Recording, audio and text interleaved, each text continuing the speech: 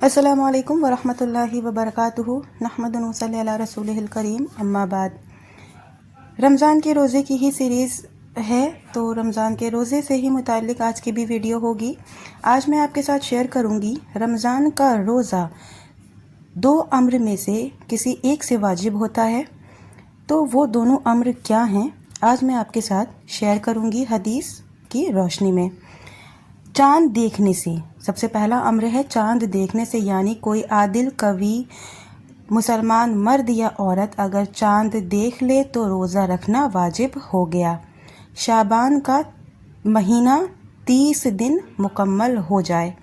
اگر شعبان میں 30ویں رات میں چاند دکھائی نہ دے، خواہ وہ مطلع صاف ہو یا برآلود، تو لوگ دوسرے دن روزہ نہ رکھیں، اور اگر لوگوں نے 28 روزے رکھے ہو پھر چاند دیکھ لیں تو عید کے بعد ایک روزہ رکھنا لازم ہے۔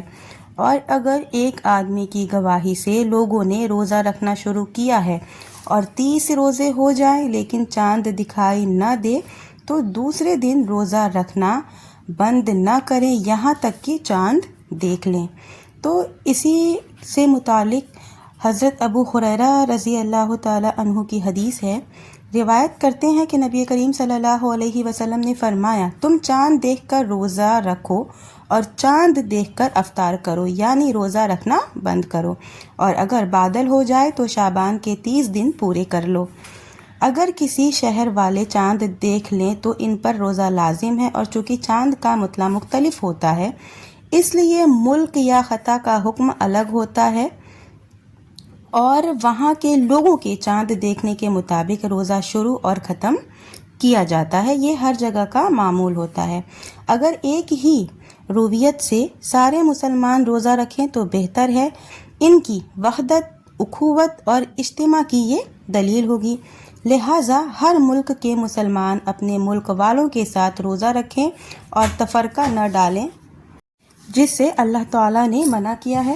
اگر کسی مسلمان نے کسی شہر میں روزہ رکھا پھر دوسرے شہر میں گیا تو روزہ رکھنے سے اسے بند کرنے میں وہ اس شہر کے حکم کے تابع ہے جہاں منتقل ہوا ہے، چنانچہ وہاں کے لوگ جب روزہ رکھنا بند کریں تو وہ بھی ان کے ساتھ روزہ رکھنا بند کرے، لیکن اگر 29 دن سے پہلے روزہ رکھنا بند کیا ہے تو ایک کے بعد ایک دن قضا کرے۔ اگر 30 دن سے زیادہ ہو رہا ہے تو ان لوگوں کے ساتھ ہی روزہ رکھنا بند کرے۔ رمضان کے روزے کے لیے رات میں طلوع فجر سے پہلے نیت کر لینا واجب ہے، البتہ نفل روزوں کے لیے دن میں بھی نیت کر سکتے ہیں۔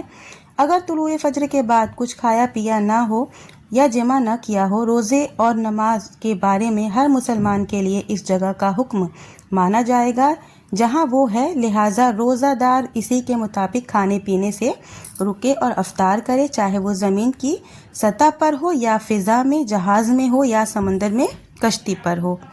جو آدمی رمضان کا چاند تنہا دیکھے اور اس کا قول رد کر دیا جائے، یا شوال کا چاند تنہا دیکھ کر اس کا قول رد کر دیا جائے، تو اس پر لازم ہے کہ وہ لوگوں کے ساتھ روزہ رکھے اور لوگوں کے ساتھ ہی روزہ رکھنا بند کرے۔ اگر دن میں چاند دکھائی دے تو وہ آنے والی رات کا چاند ہے، لیکن اگر سورج سے پہلے غائب ہو گیا تو وہ گزشتہ رات کا چاند ہے۔ تو یہ تھی چند باتیں چاند سے متعلق۔ ویڈیو زیادہ لمبی نہیں کروں گی، آخر میں اللہ تعالیٰ سے دعا ہے کہ اللہ تعالیٰ ہم تمام مومن مسلمانوں کو زیادہ سے زیادہ نیک عمل کرنے اور کتاب و سنت پر چلنے کی توفیق دے، آمین۔